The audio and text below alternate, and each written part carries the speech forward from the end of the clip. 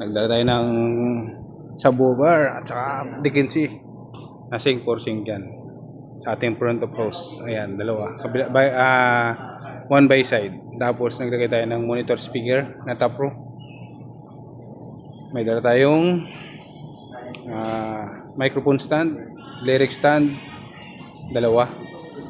Tapos may dala tayong moving heads, dalawa rin yan, one by side again. Tapos dito naglagay tayo ng apat na backdrop. Sync din yan mga boss, 10 by 18. So ayan. 60th birthday. Itong kagandahan dito mga boss, pag meron kang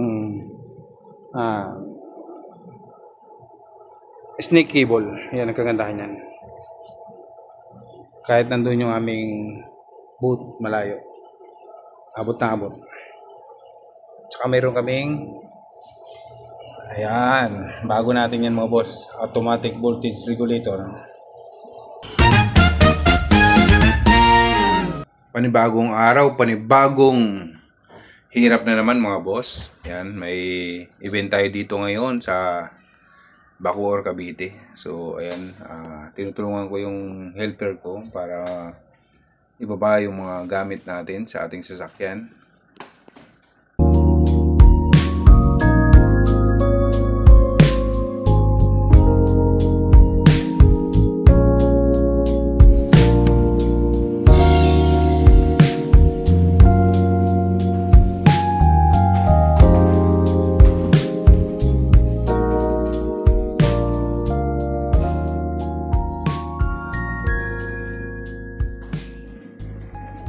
Ang event pala natin mga boss ngayon ay may kasamang banda ito. Pero acoustic lang naman yung kanila.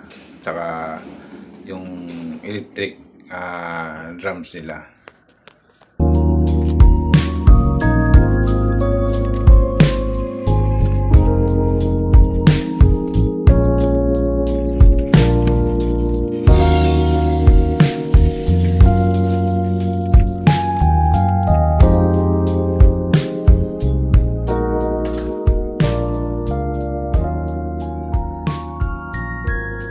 Ito talaga pinakamabigat sa lahat, itong dalawang subwoofer na dala-dala namin.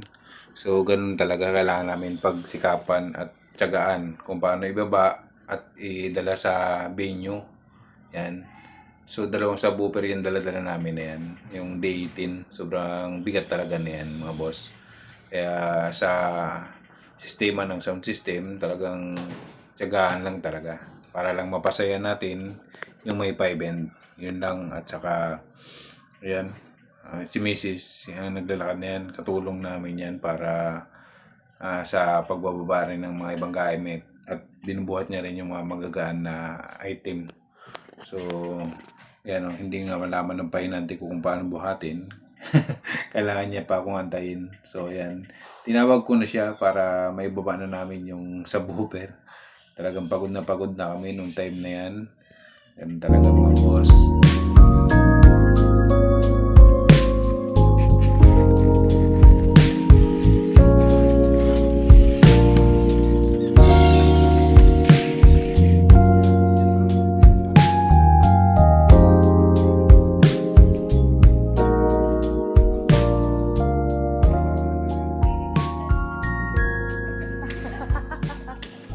Ayan na nga mga boss, nung naipasok na namin yung mga gamit, inisa-isa ko na yan kung paano i-set up. So, ganyan talaga ako mag-set up. Inuuna ko yung subwoofer kung saan siya magandang pwesto.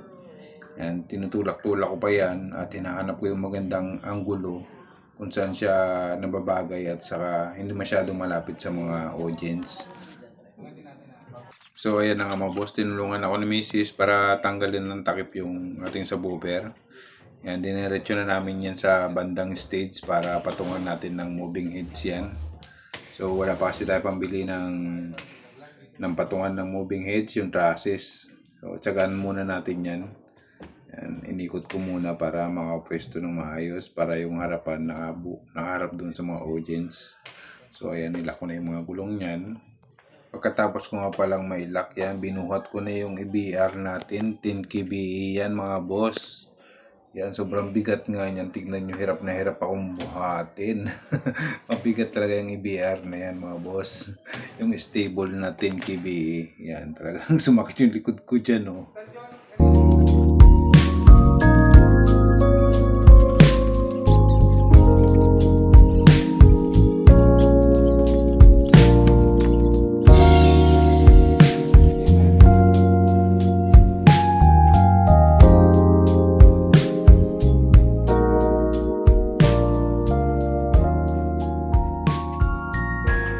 Ayan mga boss, same process lang din yung ginawa namin dyan. Yan, tinulungan ako ng helper ko dahil yung asawa ko mukhang sumakit yung balakang kanina sa pagbuhat niyan kanina. Ang takit na yan. Kung ano yung ginawa ko kanina sa kabilang side, ganyan din yung ginawa ko rito. Inayos ko yung subwoofer. Then pinalagay ko yung isang takip dito sa stage. Yan. Tapos nilock ko pa rin yung subwoofer natin para secure na hindi siya gumalaw para pag tumunog yung bass, stable.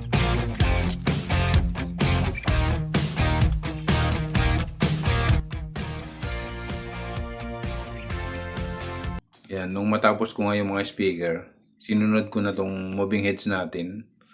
Ang gamit nating moving heads ay Tuna Beam 380 yan mga boss. Binili natin kay Lumos. Ayan. Kung gustong mag-order kay Lumos lang meron yan.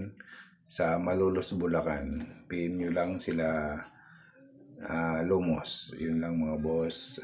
May page naman sila dyan. Then, after dyan sa kabila na yan, nung mailagay ko na yung wire niya, yung power cord, lumipat ako dito sa kabila para mailagay ko naman yung isang moving heads. So, dalawa pa lang yung ating moving heads mga boss. Hindi pa tayo nakapagdagdag dahil sa sobrang mahal ng mga moving heads na yan. Yan nga pala, yan 380 na yan. 50k yan kay Lumos with turquoise. 2 peraso lang yan mga boss.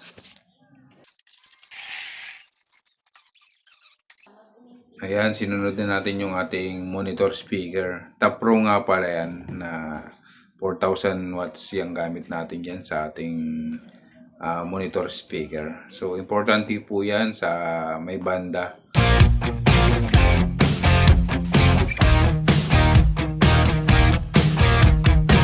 Ang sunod nga pala dyan, kinuha ko na yung ating snake cable. Ayan, para may latag ko na from dyan sa mga speaker natin, sa mga moving heads na yan, tapos sa mga microphone nila. Inuna ko na yan na latag papunta rin sa ating boat. Ayan. Umpisa dyan sa kwan na yan, sa may speaker. Diyan ko nilagay yan sa may gilid ng moving heads. So, ayan. Pumunta na ako roon. Tapos sabi ko dun sa helper ko, abangan ako roon sa kabilang dulo at hilahin niya. Maganda pala yan pagkakabulunbun namin ng wire na yan. Yan kahit nahilahin mo, hindi yan magkabulbul. Naituro ko na rin yan kung paano gawin. So, makikita nyo yan sa aking mga vlog. So, ayan. Hiningi na ng aking helper yung dulo. Ayan, yung may mga saksakan na yan. Yun, tignan nyo mga boss. Hinihila niya lang yan, oh. Diba? Hindi yan nagkakabuhol-buhol. Yan, nakagandahan yan sa magandang pagkakaayos ng wire. Walang buhol yan mga boss. Hila lang ng hila yan. Tignan nyo, nakabulunbun yung ating wire. Pero nung hinihila niya, parang baliwala lang. O, yan, yan. Ganyan kagaling niya pagkakaayos na yan mga boss.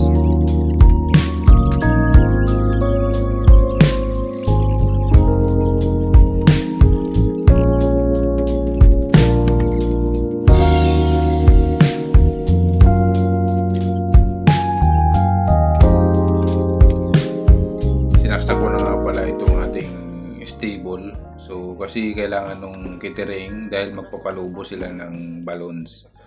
Ayan. Nag-request sila. So, yan, after ko may saksak, inuna ko to si monitor na to na malagyan ng power cord.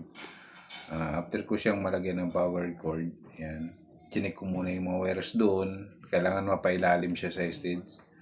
Sinisipa ko nga lang yan. Tapos mamaya na natin tapean yan.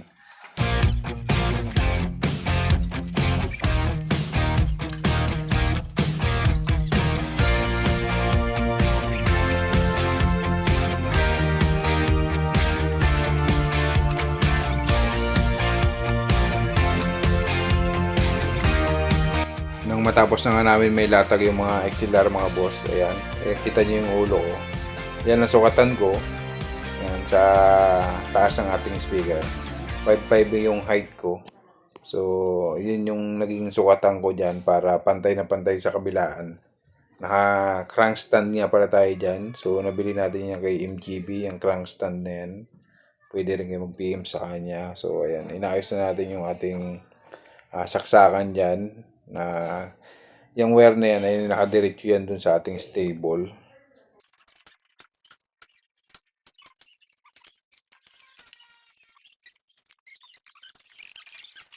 Nung may plaster ko na yung mga extension na yan, so sinunod na natin yung ating XLR sa ating subwoofer.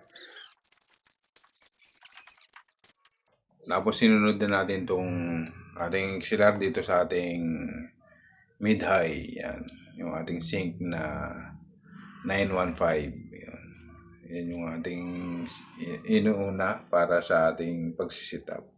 So, ayan, talagang mabusisi yan. Talagang ini-sesa ko ng maayos yan. Yan, ni-strap ko yan ng maayos sa poste niya, sa crank stand. Ganun po ako maglagay. Yan, para maayos, hindi na siya masagi. O pag nasagi kasi yan, may chance na maputol yung XLR natin. Then, inangat ko na. Yan, yung crank natin. Isusukat ko na naman yan sa aking ulo kung gaano kataas. 5'5 nga pala yung height natin dyan. So, kailangan natin iparehas sa kabila. Ayan, pawis na nga tayo dyan mga boss. Hindi ko talaga tinigilan yan hanggat hindi ko matapos yung setup na yan. Talagang humingila ako ng konting alalay sa aking helper. Pero sa setup talaga ng event, ako talaga yung nagsisetup niyan. Dahil wala pa yung DJ natin. Sige lang. Kayang-kaya naman yan. Nasanay na rin ako. Saka yung mga connection parang simple na lang din sa atin yan mga boss.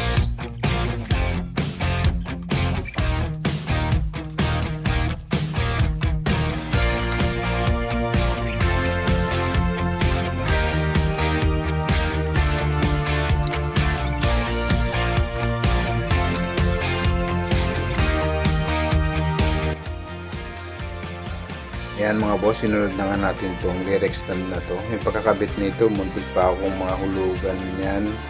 Tingnan nyo mga boss. Oh, muntik nang mahulog mga boss. Kasi nga, pagod na talaga ako. Grabe, ang pagod ko na dyan sa time na yan. So, hanggang dulo yata hindi ko na kaya. Pero, nandyan pa rin si Mrs. para nakalalay sa akin. Siyempre, natapos natin yan. Yun. Naging successful naman.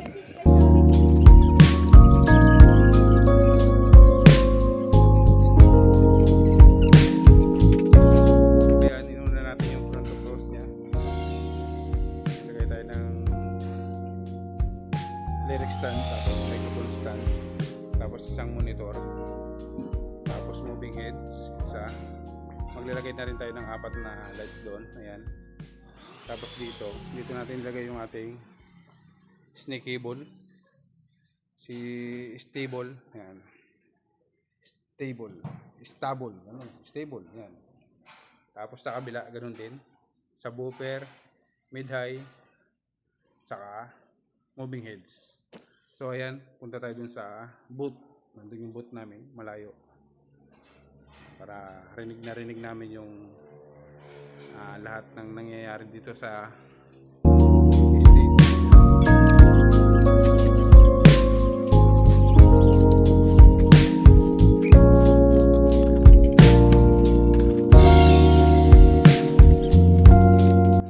Ayan mga boss, sa part na to, ito yung pinakamadaling part para sa akin na yung numbering ng ating snake cable. Yan, na-connect natin dito sa ating mga processor. Ang dala pala natin dyan ay dalawang equalizer na Broadway.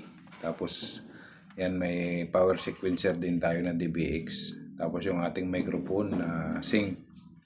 Yan, tapos mayroon tayo dyan na DBX yan na ordinary lang, Bosca lang yan mga boss. Yan. So pinipili ko yung number tapos nilalagay ko na dun sa nakabang na XLR kasi inaabangan ko talaga yan mga boss para hindi na kami magbukas sa likuran ng ating door case.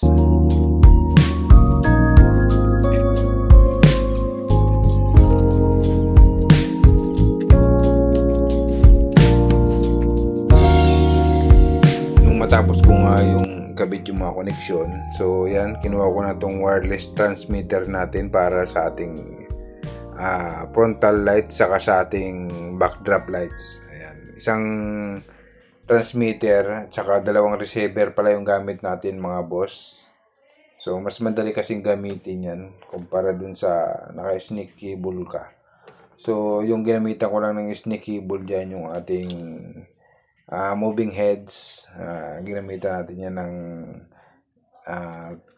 ng Lumos na lights controller. So yung Pearl, yung mini Pearl na 1024, yun yung ginamitan ko ng snake cable. Pero yung frontal lights natin, ginamitan ko ng transmitter at saka receiver. Yan, Lumos din yan.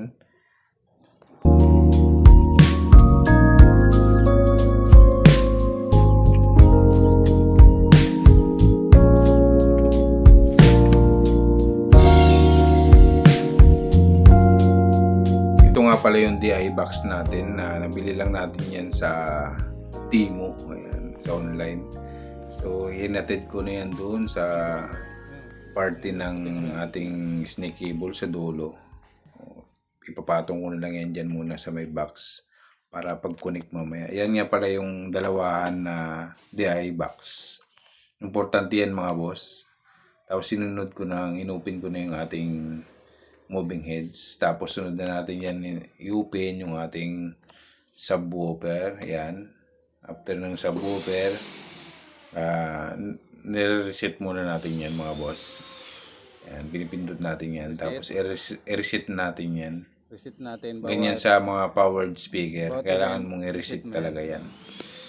After nating ma-reset dyan, pupunta na ako dito sa ating D15. Ayan, yung midhigh natin. So, ganun din ang proseso niyan mga boss. Pag na-open mo, i-reset mo rin yan mga boss. Ayan, i-reset na natin.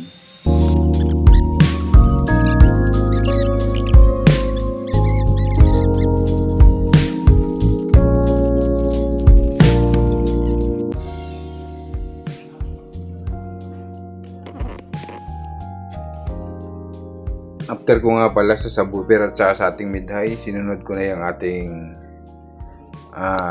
monitor speaker. So, inopen ko na rin yan.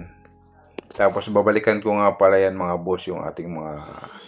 After ko ma-open at ma-reset, babalikan ko yung ating mga speaker. Isi-zero ko lahat yan ng mga volume ng mga yan. So, yan. Umpisa na natin i-zero yan mga boss. Ikuan muna natin yung mga volume nito. Ibaba natin lahat yan. Ibaba muna natin yung mga volume. Ibaba muna natin. Lahat to, ibaba muna natin mga boss. Pati ito, ibaba natin yung volume nito. Ibaba. Ayan, lahat yan nakababa. Tapos dito, ibaba rin natin yung volume dito. Ibaba natin yung volume. Ito, ibaba rin natin. Yan nga pala mga boss, ganyan ako mag-sound check. Hindi pa naka-open yung ating mga speaker. So, sinusubukan ko muna yung ating microphone saka yung pumapasok sa ating mixer. Kailangan naka-off yung ating mga speaker mga boss para makita mo kung sapat na ba yung pumapasok na sound sa ating mixer. Kailangan wag umabot yan mga boss sa negative mga boss. Kailangan naka-unity lang yan mga boss, hindi yan kailangan mabot sa pula. Ayan. Ganun kami mag-sound check yan mga boss. After nyan, ma-set ko na yung ganun na gusto ko na lakas na pumapasok or yung gain na pumapasok sa ating mixer. Tapos uutusan ko na yung DJ ko para idandahan nang i-open yung ating mga speaker. Tingnan mo sa dandahan lang ha. Okay. Hey. Check. Check. Hey. One. Test. Clip. Clip. Nilagay mo sa clip. Wag boss. Babaan pa. Bawasan. Check. Hey. Hey. Hey. Some. Hey. Hey. Hey. Hey.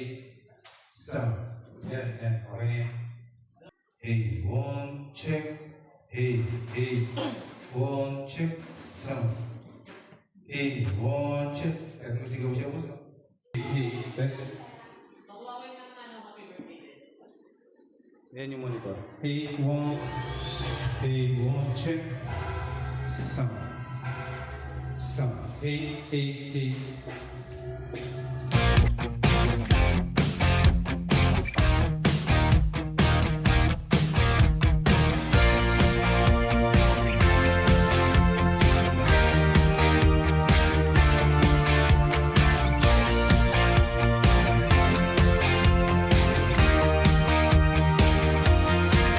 Ito na nga mga boss. Ito yung pinakamahirap na part talaga para sa akin, yung pagkakabit ng ilaw na backdrop.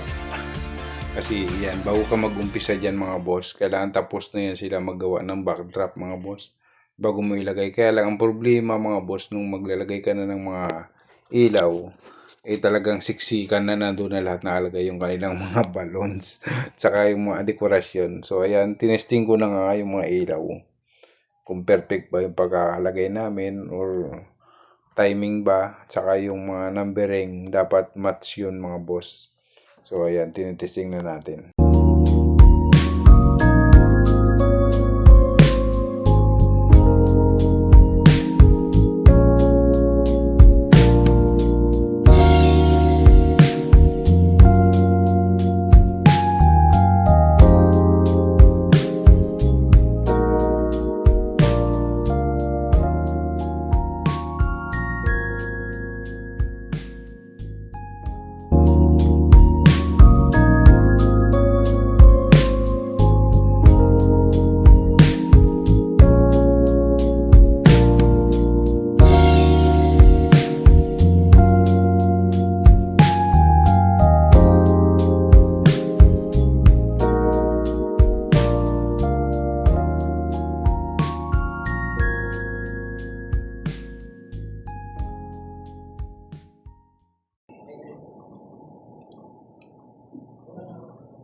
Tapos na yung ating setup mga boss. Ayan. Balik ulit tayo dito. Nagdala tayo ng subwoofer at saka Dickinson na sync for sync yan. Sa ating front of house. Ayan, dalawa. One by side. Tapos naglagay tayo ng monitor speaker na top row. May dala tayong microphone stand, lyric stand, dalawa. Tapos may dala tayong moving heads, dalawa rin yan, one by side again. Tapos dito naglagay tayo ng 4 na backdrop. Sync din yan mga boss, 10 by 18. So ayan, 60th birthday. Itong kagandahan dito mga boss, pag meron kang snake cable, yan ang kagandahan yan.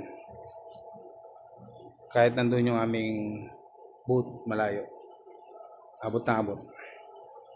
Tsaka meron kaming ayan, bago natin yan mga boss, automatic voltage regulator. Ayos na ayos, goods for sa setup na ganito.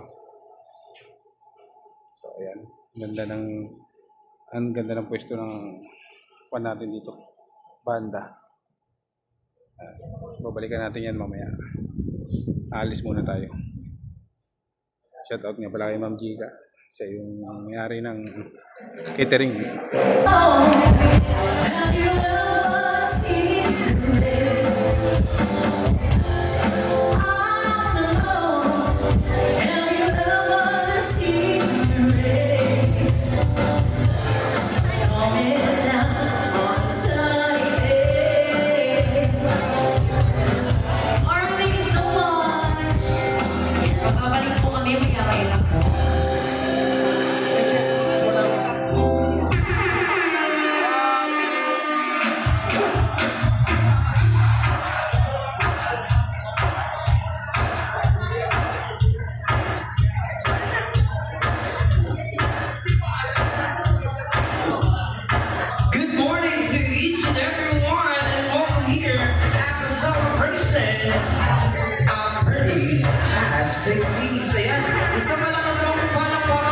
so much. And by the way, my name is Host JC, and I believe that we gathered here not just to celebrate, but also to show love and happiness.